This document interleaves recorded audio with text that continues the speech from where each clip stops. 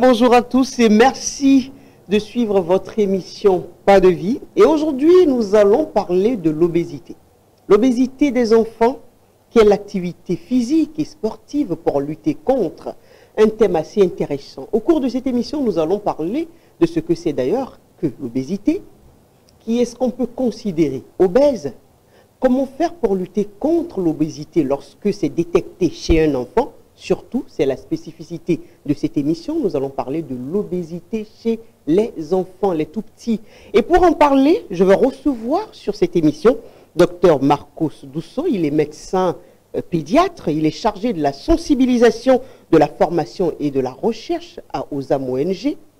Bonjour docteur. Bonjour madame. Comment vous allez? Je vais très bien. C'est un plaisir d'être sur cette émission. Le plaisir, il est partagé. Je voudrais compléter un peu votre présentation. D'accord. Que je suis nutritionniste et que je fais partie de l'organisation de services d'aide à la mère et à l'enfant OSAM ONG, comme vous l'avez dit. Oui. Mais plus précisément, je suis dans un projet qui s'occupe de l'obésité de la mère et de l'enfant. C'est très important. C'est une précision que je Ah oui, parce qu'aujourd'hui, l'obésité, franchement, c'est un problème et il faut en parler.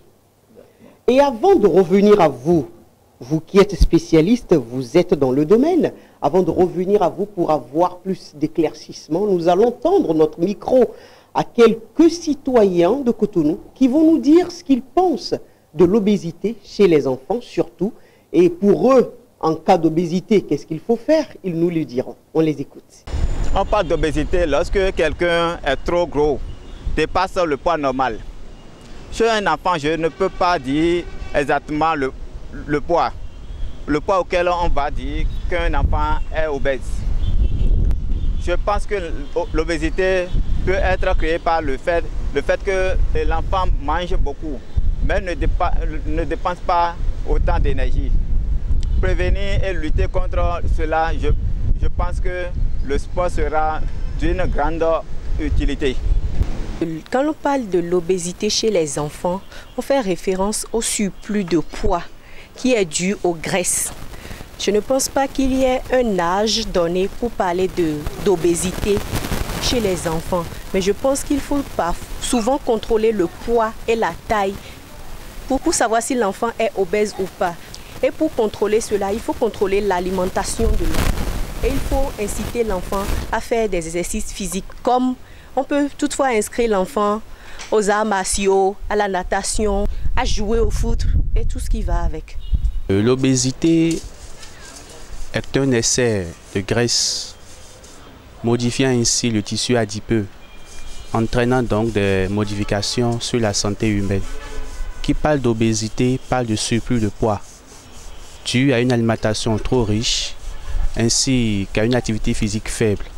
Donc pour y remédier, je pense donc qu'il faut alors veiller à son alimentation et pratiquer de temps en temps une activité physique intense. Pratiquer la natation, le football pour les jeunes hommes, ainsi qu'au basket pour les jeunes filles également. Docteur Marcos Dousso, alors dites-nous ce que vous venez d'entendre là. Est-ce que ça cadre un peu avec le sujet? Oui, je trouve que ça cadre très bien. Et je pense que on a eu à écouter des personnes qui ont sorti les mots-clés.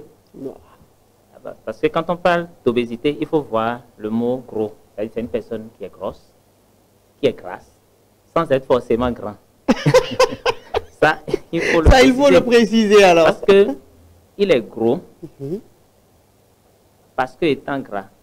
Mais quand on vient comparer ça par rapport à sa taille, en fait, il est gros par rapport à sa taille. Parce que, bon, je prends l'exemple de deux enfants. Les deux ont 1 mètre, ils ont 5 ans, ils ont 1 mètre.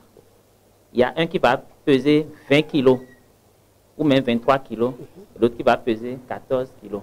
C'est clair que quand vous allez mettre les deux ensemble, vous allez voir tout de suite que l'autre, il est gros par rapport, mais il n'est pas forcément grand de taille. Je vois. Voilà. Donc, c'est un peu ça pour dire que les mots gros, grand, gras, tout ça, c'est important. Quand on entend ces mots, c'est réellement qu'on parle de l'obésité et c'est ressorti dans l'élément.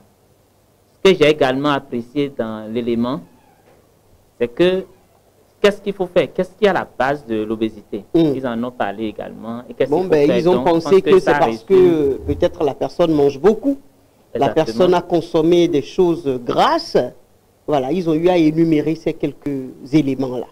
Oui, c'est des éléments qui sont justes. Bon, maintenant, tout au long de l'émission, je pense qu'on va apporter des clarifications pour être un peu plus technique que ce qui a été dit. Certainement. Sinon, Alors, je valide le contenu. D'accord. Alors, nous allons bondir en même temps pour demander comment est-ce qu'on reconnaît, c'est vrai que vous avez dit qu'une personne par rapport à la taille et autres, on aimerait entrer dans le vif du sujet. Comment est-ce qu'on reconnaît cette personne-là obèse et qu'entend-on réellement par obésité? Est-ce que c'est une maladie? Alors, l'obésité, c'est une accumulation de graisse. Et cette accumulation de graisse va impacter le poids. Et quand on va prendre le poids de la personne, on va prendre sa taille, on va voir chez les enfants qu'est-ce qu'on fait. On projette sur des courbes. Il y a des courbes de référence par rapport à ça. Donc, on fait correspondre le poids à la taille. Ça va marquer un point. On va voir ce point-là, dans quel couloir on se situe. C'est-à-dire, on va projeter ces deux valeurs. Ça va tomber dans des couloirs. Oui. Donc, en fonction de ces couloirs, on sait si l'enfant est obèse, en surpoids, en poids normal, en sous-poids, ou bon, il y a d'autres éléments. Donc, ça déjà, c'est pour vous dire que l'outil qui permet de le savoir chez les enfants, c'est les courbes. Mais chez les adultes, c'est un peu plus simple. C'est-à-dire, on va voir le poids divisé par la taille au carré, ce qui va donner l'indice de masse corporelle. Et en fonction de ces valeurs, par exemple, c'est ce qu'on appelle l'IMC. L'IMC, voilà. Mais spécifiquement chez les enfants, c'est beaucoup plus le poids par rapport à la taille.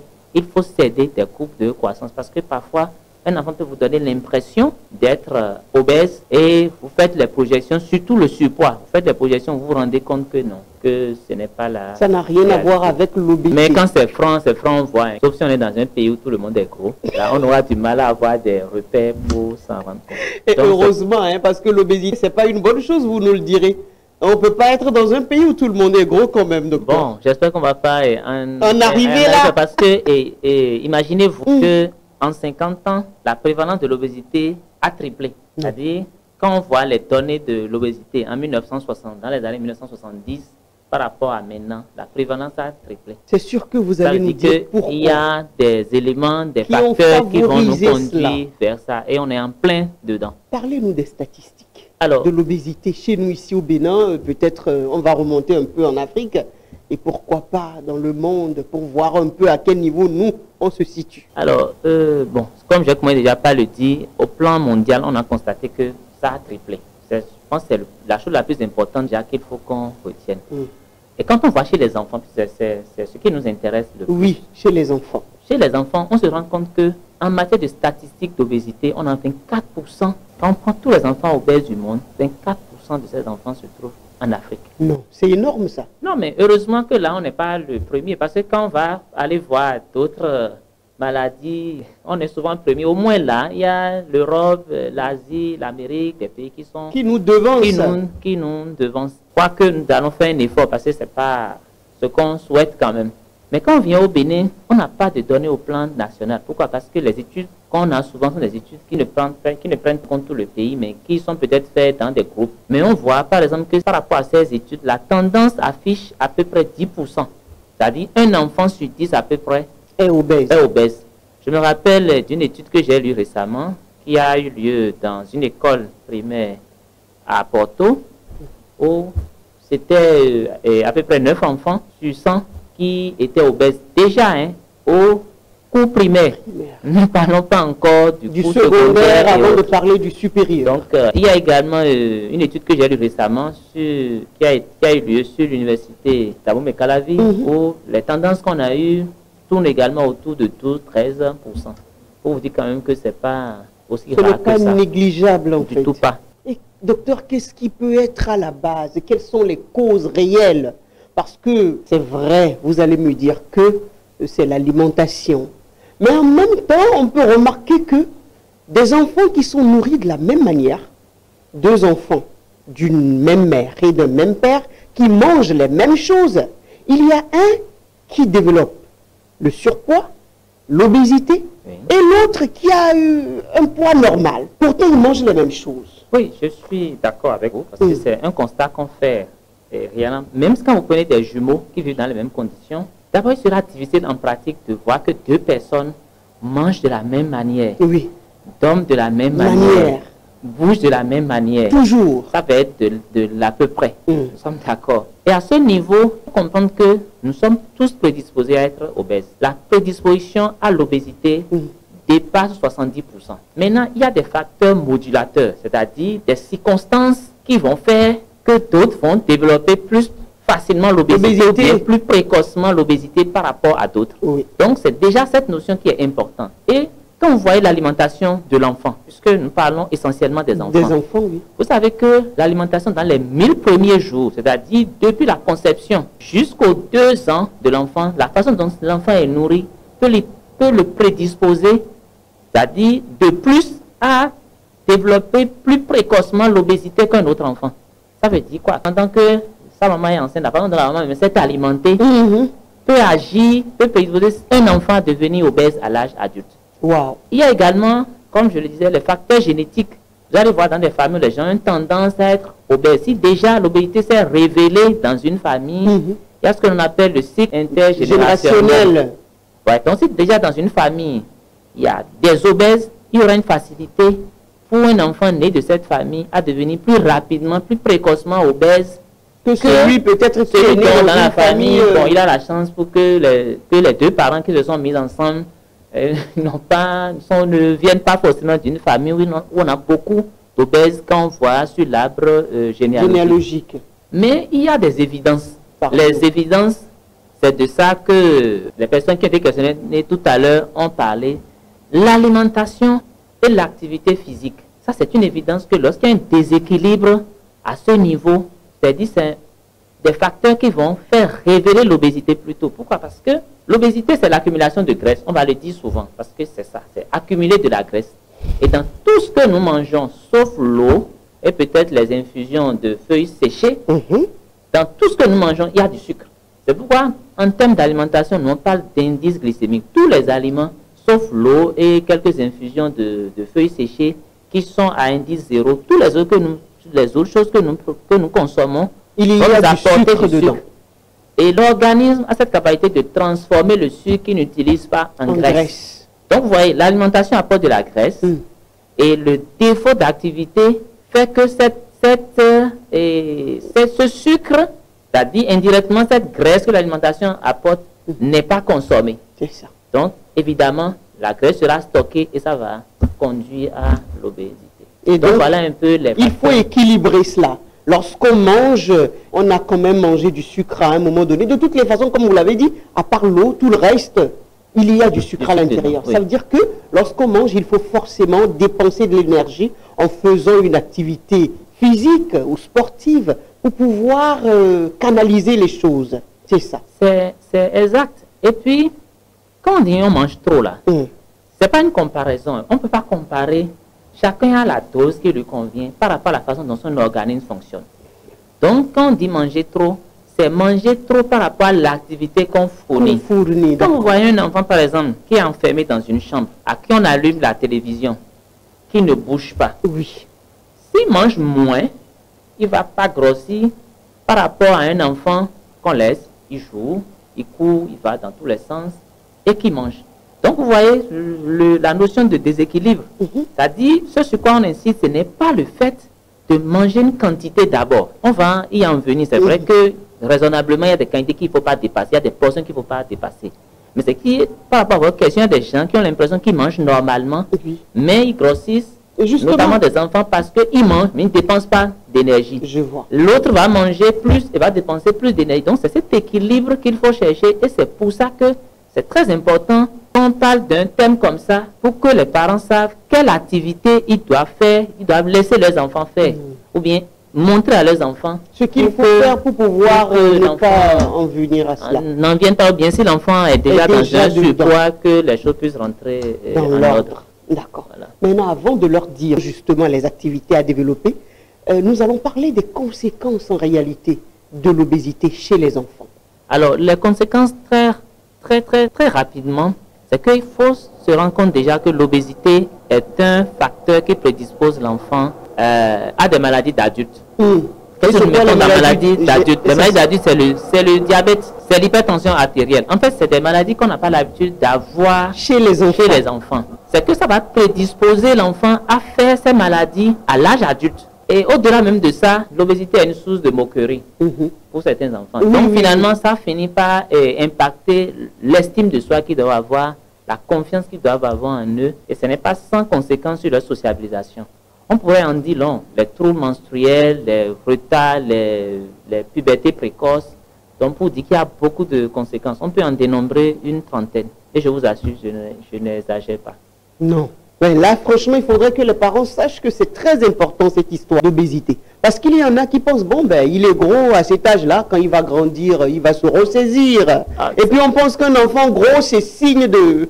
Ça veut dire qu'il mange bien, c'est signe d'avance, tout va bien. Ça veut dire que la maman s'en occupe bien. Ah ben oui, et que le mari aussi est vraiment responsable. Non, mais souvent, c'est les mamans qu'on félicite. Parce que quand on voit que l'enfant, on voit, voilà... Bon, le père dépense, la maman s'en occupe bien. Et puis bon, mais je vous assure, pris dans tous les sens, l'obésité, c'est une forme de malnutrition. C'est-à-dire, c'est une maladie. Il n'y a pas de restriction à faire par rapport à ça. Okay? Il faut prendre ça comme tel et comme tel. Ce n'est pas comme certaines maladies qui donnent des manifestations, voire en même temps la souffrance et autres, non. C'est-à-dire, ça fait le lit à beaucoup d'autres maladies qui peuvent venir se greffer dessus.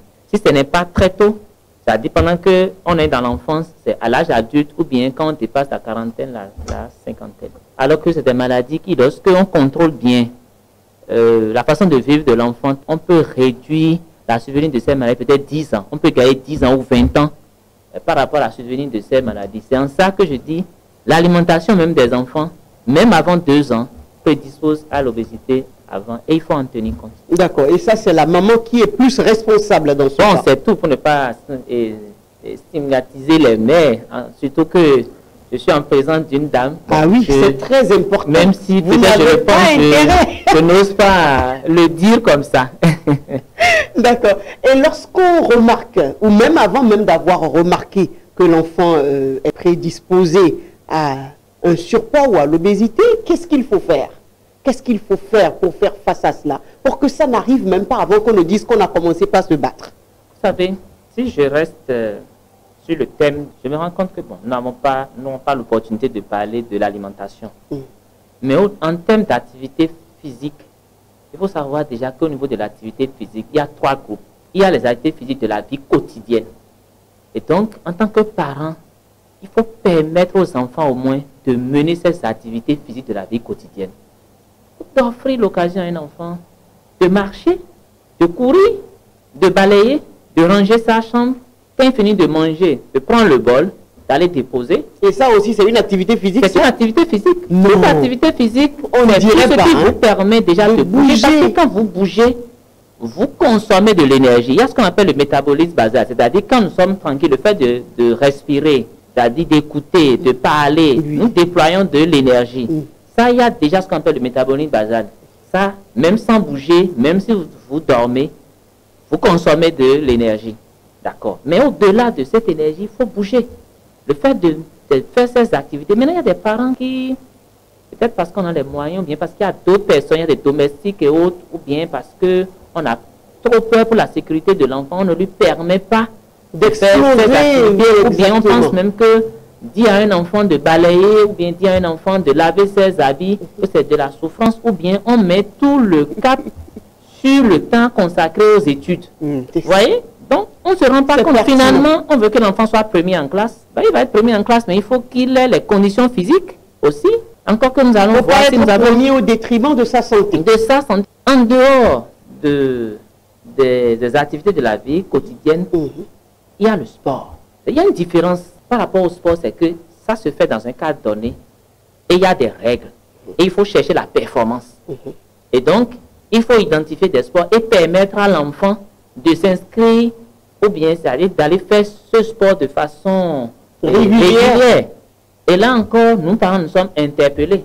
Parce que si c'est pour prendre 5 répétiteurs à un enfant, oui, on est d'accord pour le faire.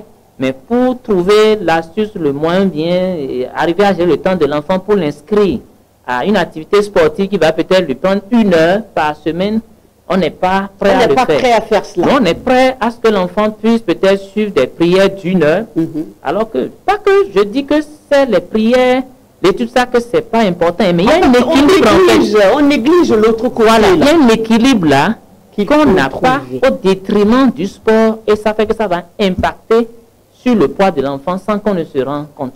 Et quand on fait le bilan, oui, vous avez 5 répétiteurs pour votre enfant, il a peut-être 4 heures pour la prière, pour se connecter à Dieu, mais il n'a pas 30 minutes pour une activité Pour une physique. activité physique. Non, pour une activité sportive. Sportive, oui, c'est ça. Ensuite, ce qui est encore à souligner, c'est les loisirs. Vous savez, à travers les loisirs, qu'est-ce qu'on constate? On constate que pour les loisirs, bon, on utilise la télévision, il y a les smartphones, Mais oui, il y a des jeux vidéo. Pour jouer, il faut faire le tout en un. C'est-à-dire, en même temps qu'on joue, il faut que ça puisse apporter un plus à l'organisme et en même temps, on fait du sport. Donc, quand nous prenons certains jeux qui font dépenser d'énergie, c'est plus bénéfique en même temps qu'on joue, c'est-à-dire pour se faire plaisir, de faire du sport, Exactement. de faire une activité qui fait dépenser de l'énergie.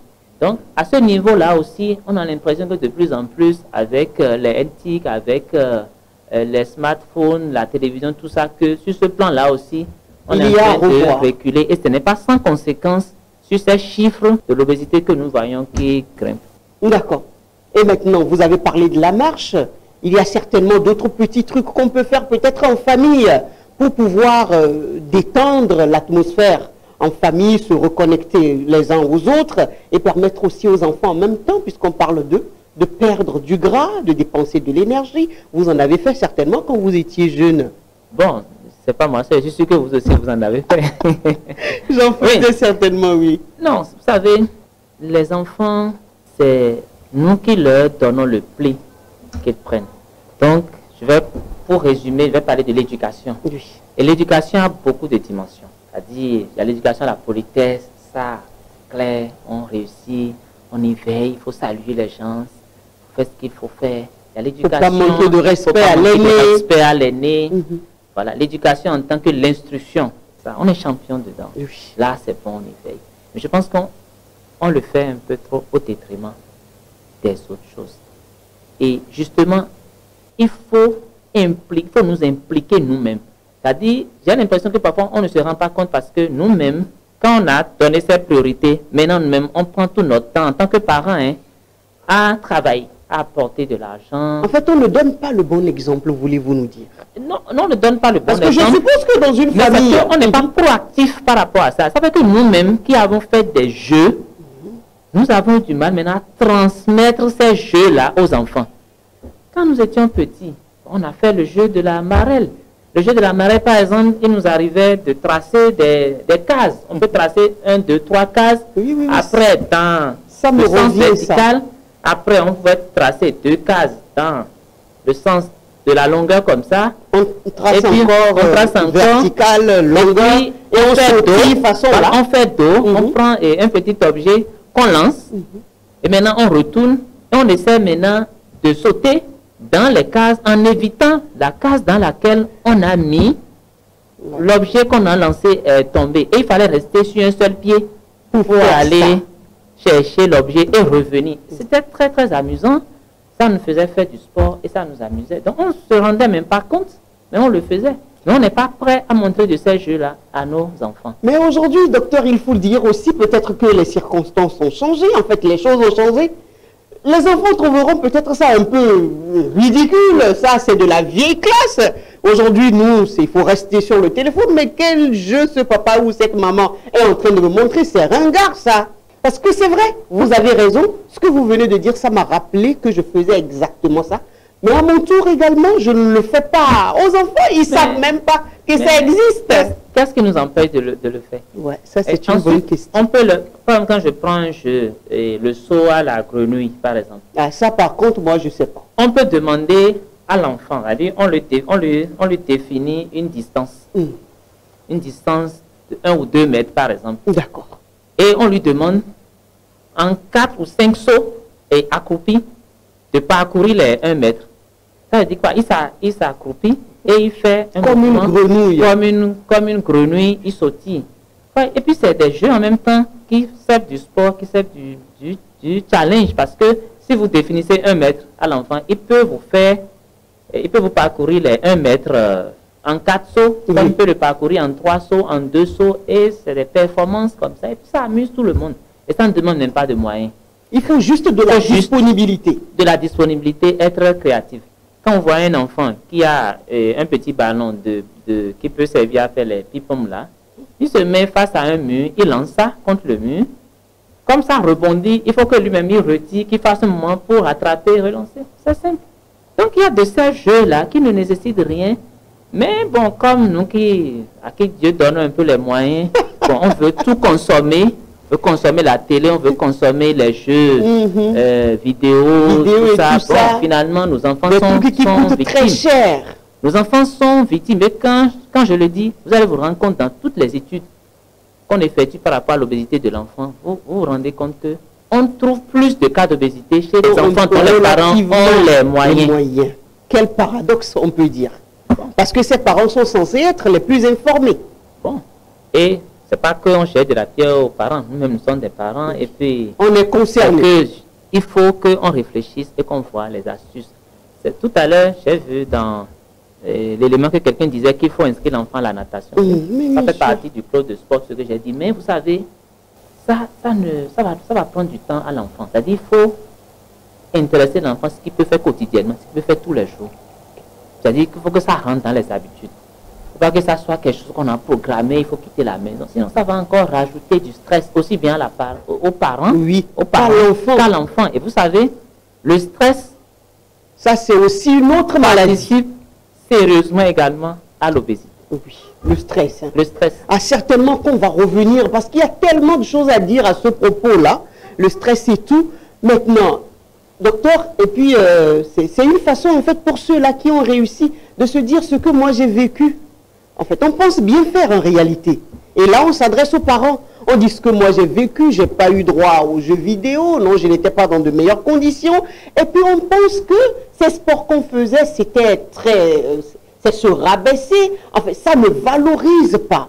Et aujourd'hui, on ne veut même plus s'adonner à ces choses-là. Et lorsqu'on a un peu de moyens, on veut mettre les enfants à l'aise, vraiment à l'aise. Mais là, vous êtes en train de nous dire que c'est un peu mal faire les choses, en fait. Non, c'est un peu mal fait. Déjà, c'est de se rendre compte que nous sommes piégés.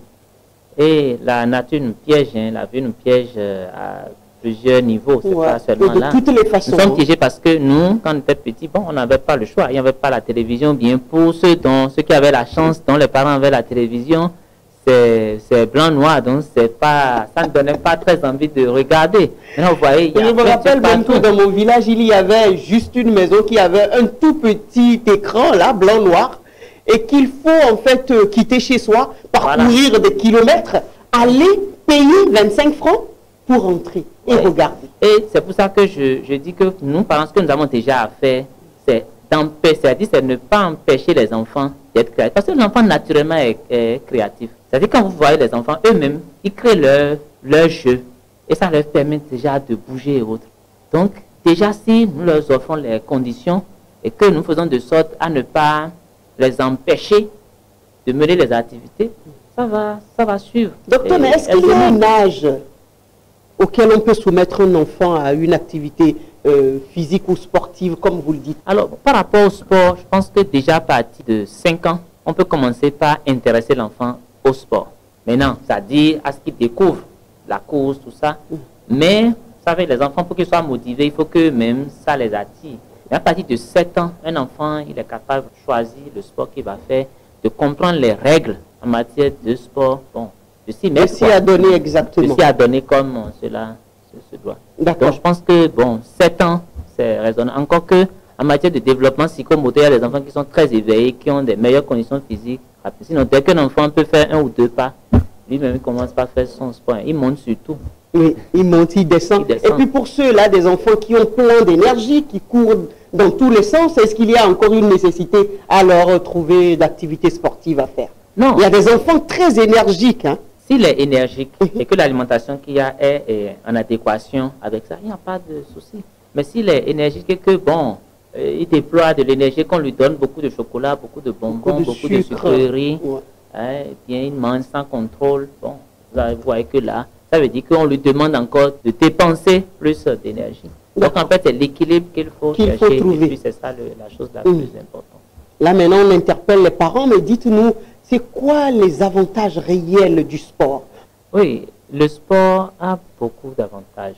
Dans le cadre déjà de l'obésité, ça prévient l'obésité, ce n'est pas négligeable. Il faut voir l'obésité avec ses conséquences. Oui, vous avez parlé du diabète, de l'hypertension. Mais au-delà de ça, il faut voir que ça participe à améliorer le mental de l'enfant.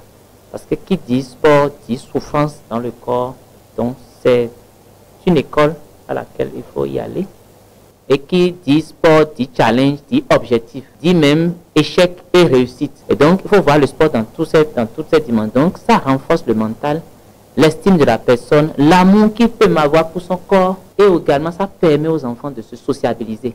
Et pour ça aussi, il faut c'est-à-dire, on ne peut pas faire le sport seul. C'est toujours bien de faire le sport soit en groupe ou bien de le faire en challenge avec d'autres. Vous voyez? Ça motive plus. Ça motive plus. Donc, le sport, vraiment, ça apporte non seulement au physique, mais ça apporte énormément au psychologique, au mental de l'enfant. Et ce n'est pas négligeable. Et ça va l'aider indirectement à réussir dans les études. Donc, vous trouvez une liaison à ça? Oui. Donc, finalement, le temps qu'on a consacré au sport va lui permettre d'atteindre rapidement les résultats qu'il doit atteindre sans avoir forcément besoin d'un encadreur, parce que ici, on l'éduque, on l'entraîne à vraiment se surpasser. Hein? Il n'y a pas que le sport, il y a d'autres moyens également qui permettent de le faire. Mais le sport, je trouve que c'est pratique, que ça va vraiment aider. Bon, normalement, en classe et à l'école, c'est quelque chose qui est censé être fait, mais est-ce que ça se fait réellement, vu les effectifs qu'on a? Bon, ça, c'est un autre débat. Bon, il faut ça autant que faire se peut. Maintenant, à côté de ce sport-là, avec tous les bienfaits, quel genre d'alimentation concrètement il faut associer, docteur? C'est vrai qu'on va revenir sur l'alimentation. Le temps ne nous permet pas de tout dire, mais dites-nous quelque chose quand même. Au niveau de l'alimentation, il faut que l'enfant mange équilibré. Et équilibré, c'est que les enfants ont besoin d'aliments, d'énergie. Et ça, il y en a. Il y en a le riz, la pâte, les sucreries, les bonbons, les chocolats, tout ça, il y en a. Ça, c'est les aliments d'énergie. Les aliments qui apportent beaucoup d'énergie parce que ça a une grande proportion de sucre. Mais il ne faut pas négliger les fruits et les légumes au détriment, c'est-à-dire encore des aliments énergétiques.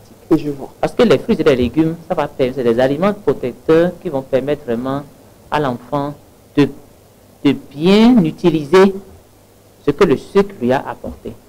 Et dernière chose, c'est qu'il n'y a pas d'interdit chez les enfants. Ils peuvent tout prendre. Mais il faut l'éducation nutritionnelle.